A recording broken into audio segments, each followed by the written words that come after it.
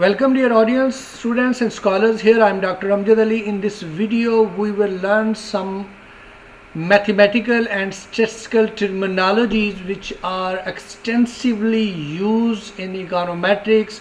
In this video we particularly learn about differential calculus, the effect of rate of change of one variable on the rate of change of an other variable is measured by a mathematical derivative.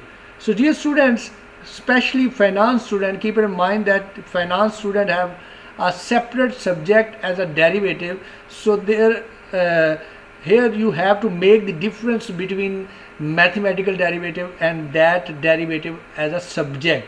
So here the mathematical derivative, how can we measure the change of a variable with respect to another variable, is technically called the mathematical derivative. If the relationship between the two variables can be represented by a curve, the slope or gradient of the curve will be the rate of change. Okay, let's say we consider a variable that is some function of another variable, let's say x. So we can write it y is the function of x. So in technical language we can call it a functional form. The derivative of y with respect to x is written as dy over dx, or you can write the df of x divided by over dx. So this is the notation for writing the derivative, or sometimes you can write it f prime x. You can read it the derivative of x with the derivative of x. So simply we can say the derivative of that function. This term measures the instantaneous rate of change of y with respect to x. In other words, the impact of infinitesimally small change in x. So here keep in mind that the difference between the notation delta y and dy, you can make the difference between delta y and dy because delta y is also present the rate of change. But when we are talking about the delta y, it is explaining the rate of change of y with respect to itself, not with respect to another variable. When we are talking about the dy, derivative of y, so this is particularly known that the rate of change in derivative in y with respect to another variable, let's say x. So here the former refers to a change in y by any size, whereas the later refers specifically to a infinitesimally small change. Okay, there are some fundamental rules for the derivations. So here we discuss some basic rules for the differentiations. So first one, the derivative of a constant is equal to 0. So here if we have a y is equal to 10, dy over dx is equal to 0. So y the constant derivative is equal to 0. So let's say we have a function x and y, and if we draw y, it come as, so see here this is a straight line. So here y is not changing at all. So this is technically known that rate of change in y is equal to 0. So that's why the derivative of a constant is equal to 0. Let's say here we have a 10, because here we have written as 10. So y is equal to 10 is equal to derivative of dy is equal to 0. So this is because that when we have if we subtract 10 from y, we get y minus 10 would be represented as a horizontal straight line. So see, it is a horizontal straight line on a graph by a y against x. Here we see that axis changes but y is not changing.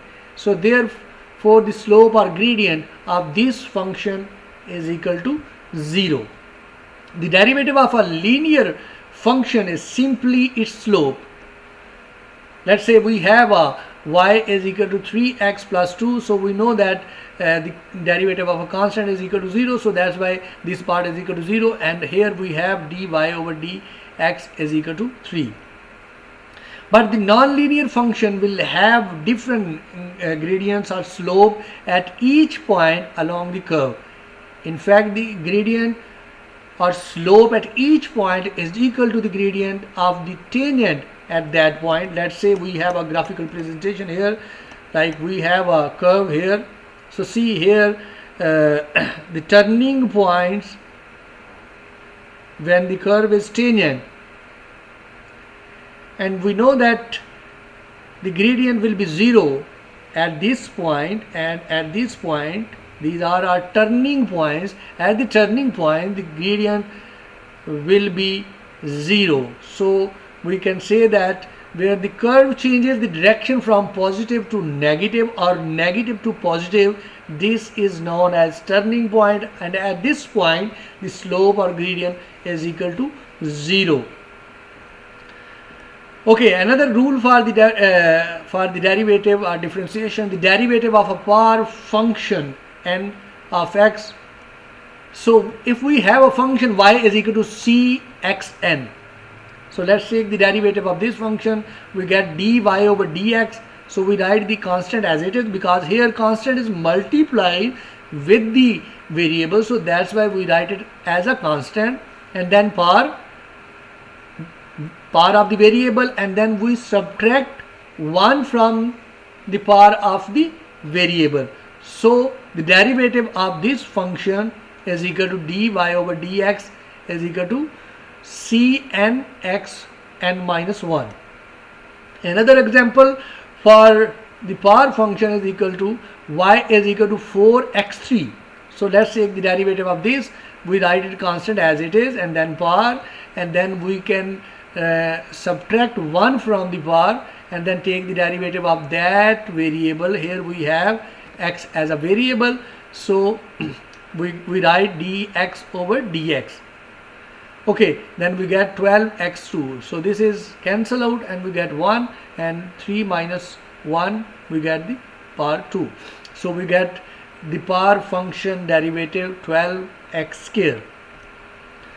Okay, another example, y is equal to 3 over x. So first we make the denominator to numerator, we get 3x. When we make the denominator to numerator, we get minus power 1. So we get 3x minus 1. We take the derivative of this part, we get dy over dx, constant multiplied by power minus 1, and then we subtract 1 from the power. Here we have a power minus 1, and then we subtract minus 1, and we get 3 minus 3x minus 2 power. So we can make the original function like that. This is the original function, so we can convert this function to as it is. So we get minus 3 over x square. So this is the case for the power function. Okay, the derivative of sum is equal to the sum of the derivatives of the individual parts. The derivative of a difference is equal to the difference of the derivative of the individual parts. So keep in mind, if you have a different negative sign or positive sign, you can take the derivative of each part of the function separately. So like if we have a y is equal to function of x and g of x, f of x and g of x. So we get the derivative of that part. So we get dy over dx function of f of x prime and g of x prime. And if we have a function y is equal to f of x minus g of x, so we can take the derivative of that part independently. So that's why we can call it the derivative of sum is equal to the sum of the derivative of the individual part. The derivative of a difference is equal to the difference of derivative of individual parts. Okay, another rule, the derivative of the log of x is given by 1 over x. Whenever you take the derivative of log of x, then always your answer will come 1 over x. Okay, like we have d derivative of log of x divided by derivative of x. So we get 1 over x. Okay, the derivative of log of a function of x is the derivative of function divided by that function. So if we have a d log f of x divided by dx, so we get the derivative of function, and then original function will be divided. So let's see the numerical example of that rule, that log x3 plus 2x minus 1. So let's take the derivative of this. So the derivative of this function is equal to 3x2 plus 2. So divided by original function. Original function is equal to 3x3 plus 2x minus 1. The derivative of exponential function x is equal to exponential function x. So we can say that the derivative of ex is equal to ex. The derivative of function f of x is given by the function of derivative of the function and then original function as it is on the power of exponential function. So for example, we have a y is equal to e3x square. So when we take the derivative of that part, we get dy over dx. So if we take the derivative of this part, we get 6x. So we subtract 2 minus 1, we subtract 1 from the part, so we get only x. So this is the derivative of this part, 6x, and then the original function can be written as an exponential function. Okay, these are some rules for the derivative. Now we move towards the higher order derivatives. It is possible to differentiate a function more than once to calculate the second order or third order or fourth order or fifth order or whatever you like, that nth order derivatives. The notations for the second order derivative, you can write it d square y or dx square, but it is better to interpret that the second derivative of y with respect to second derivative of x. So you can write it as f double prime x, but it is better to read that second derivative of function of x. So keep it in mind. So it is not to read that f double prime or f triple prime or fourth prime. You can write it the second order, third order or fourth order. You can write it. These are some notation, but it is better to read that the second order. So here notation that will be d into dy over dx over dx. So these are the notation for writing the second order derivatives. To calculate the second order derivative, we simply differentiate the function with respect to x, and then we differentiate it again. If you take the first order derivative and then you take this derivative of that derivative, this is technically known second order. And if you want to take the third order derivative, then you take the derivative of the second order derivative. So this is known as third order derivative, so on. So if we have a y is equal to 4x5 plus 3x3 plus 2x plus 6, this is our function. Now you want to take the second order derivative, or you can say that higher order derivative. Let's take the first order derivative. The first order derivative of that function is equal to 20x4 plus 9x2 plus 2. As you know that we can subtract 1 from this part, 1 from this part, and this will be cancelled out. So we get 25 plus 4, because you know that we have to multiply constant with the power. So we get 20x4 plus 9x2 plus 2.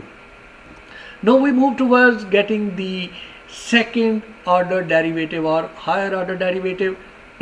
When we take the second order derivative, the notation we can write it d square y divided by dx square, or second order derivative, and we are taking the derivative of that function. This is first order, and then we are taking the derivative of this, and we get the second order derivative. And if you want to take the third order derivative, then you take the derivative of this. So here we have a second order derivative 80x3 plus 18x.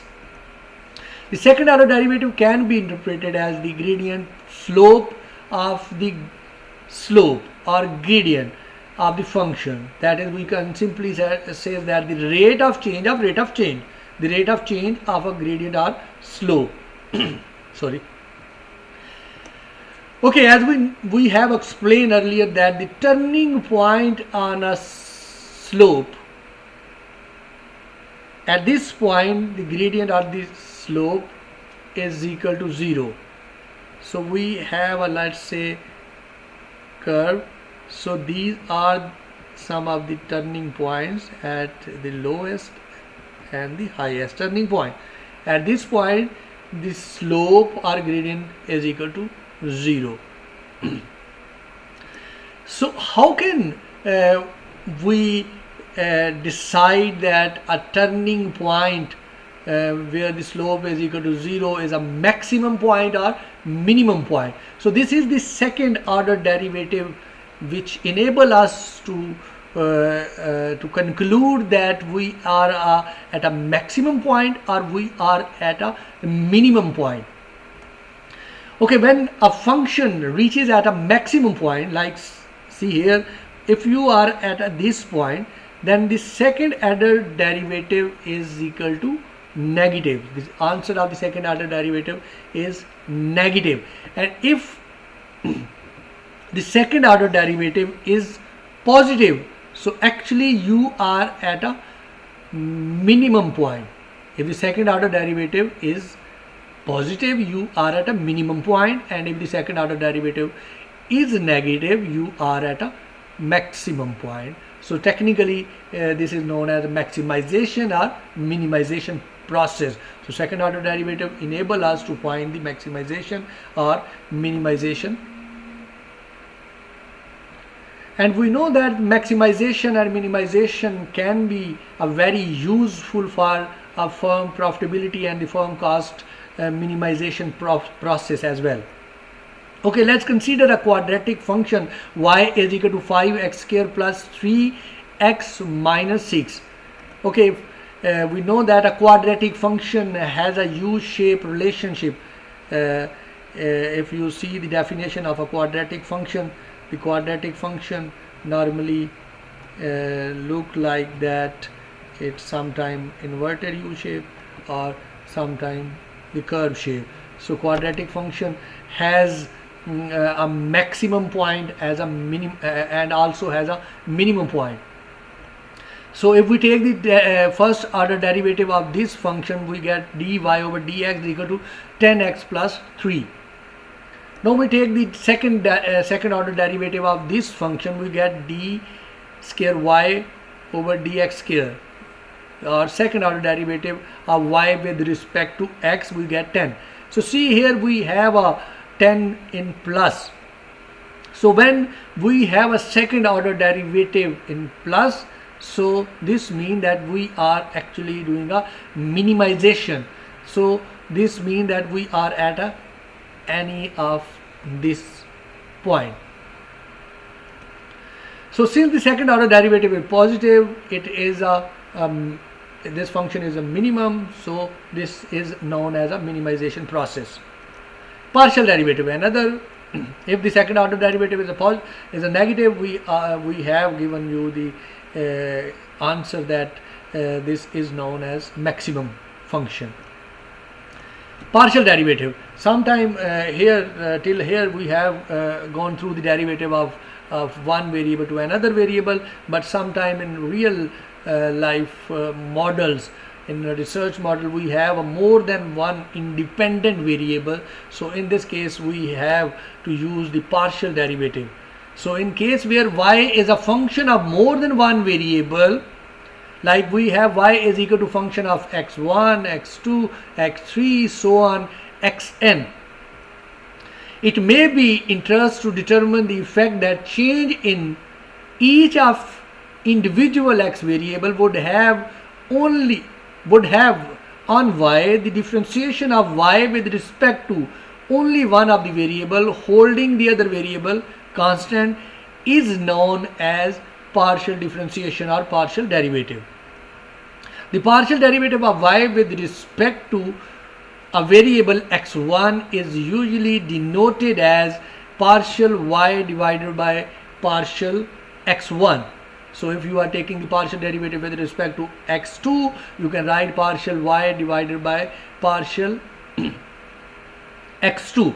So we can interpret as delta. Sometime we can give it a interpretation as a delta, but here in mathematical point of view we can read it a partial derivative y with respect to x1. Okay, all of the rules of the differentiation explained earlier. We have explained all 7 rules for the differentiation. All rules can be applicable for the partial derivative, and there will be one you can say the first order partial derivative for each variable on the right hand side of the equation. So we calculate these partial derivative one at a time, treating all of the other independent variables as a constant. Let's say we have a function y is equal to 3x1 power 3 plus 4x1 minus 2x2 power 4 plus 2x2 square. So let's take the partial derivative of y with respect to x1. So if we are taking the partial derivative of this function with respect to x1, so we are considering this part and this part as a constant, because here we don't have x1. So when we are considering them as a constant, so these will be equal to 0. So we are taking the derivative of only these parts. So we get 9x square plus 4. And if we are taking the partial derivative of y with respect to x2, so these two parts will be is equal to 0, because here x2 is not available. So that's why we are taking the partial derivative of x2 part.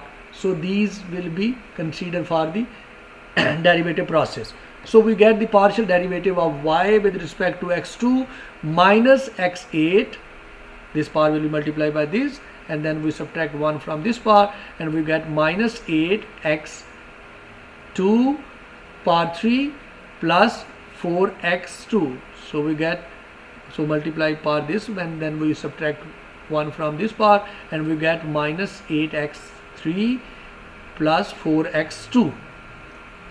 So the ordinary least square, so one of the main tool of econometric, that is the OLS. So we are mainly concerned with the formulation and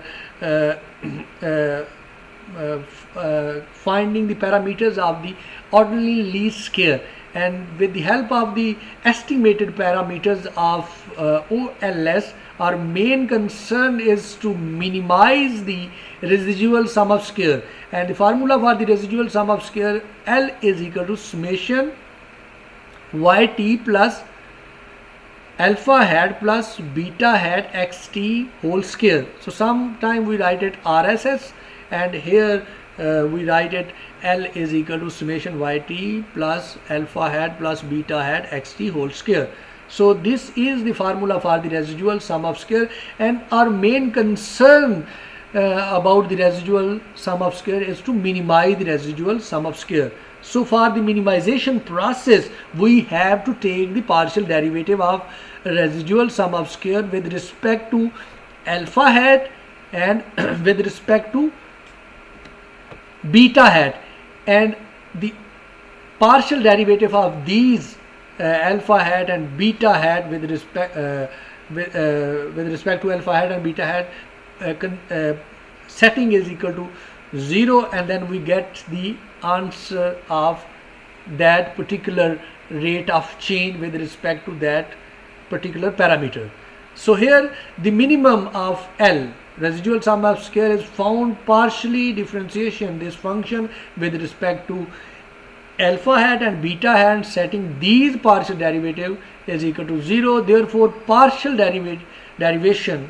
differentiation has a key role in driving the main approaches to parameter estimation that we use in econometrics. So keep in mind that we are always not concerned with a simple regression or only two variables, one is dependent and one is independent variable.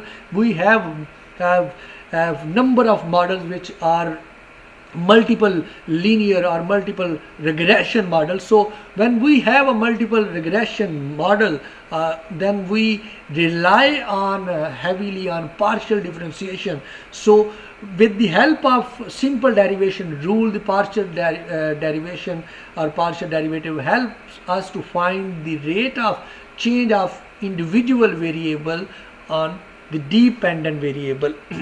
So this is the partial differentiation. Now we have another concept of difference calculus, integration. Integration is the opposite of differentiation, so that if we integrate a function and then differentiate the result, we get back the original function. So we know that the derivative gives us the calculation, or with the help of derivative we are calculating the slope of a curve or gradient of the curve. But integration on the other hand is used to calculate the area under that curve. When we are talking about derivative, it gives us the rate of change of in the curve, but the integration gives us the area under that curve. But the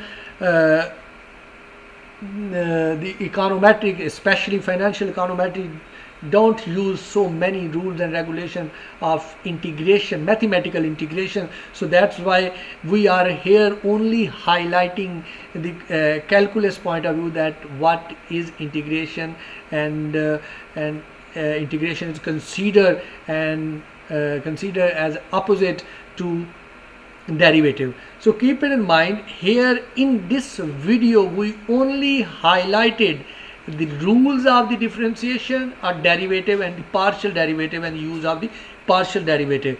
And these rules, all rules of partial derivatives, need a proper derivation. We have to drive all these rules if we following the pure mathematical rules and regulations. But here our main concern is only highlighting what are the rules and regulations of the derivative and the partial derivative for the econometric point of view. So our main concern is not to drive all the rules, regulation, formulation. So this is all about the derivative, partial derivative and integration with respect to econometrics. So see you with another video. Ciao.